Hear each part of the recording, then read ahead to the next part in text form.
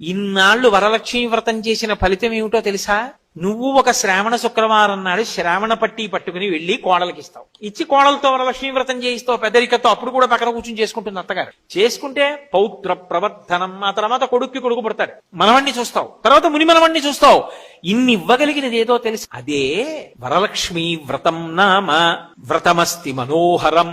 వరలక్ష్మీ వ్రతం అనబడేటటువంటి ఈ వ్రతం ఉన్నదే, ఇది పరమ మనోహరమైనటువంటి వ్రతం. అసలు ఆ వ్రతం వస్తోంది అంటే ఆ వ్రతం చెయ్యడానికి ముందు నుంచి పూర్వాంగం అంటే శుక్రవారం నాడు వ్రతం చేసుకోవాలి అంటే గురువారం నుంచి చేసే పనులన్నీ ఎంత సంతోషదాయకంగా ఉంటాయో తెలుసా? కాబట్టి అటువంటి వ్రతాన్ని జన్మ హక్కు కాబట్టి సువాసినులకి పరమ సంతోషంగా, మన దగ్గర ఎంత లేదన్న దానితో సంబంధం లేదు, పరమ సంతోషంగా ఆ వ్రతాన్ని ఇన్నాళ్లు వరలక్ష్మీ వ్రతం చేసిన ఫలితం ఏమిటో తెలుసా?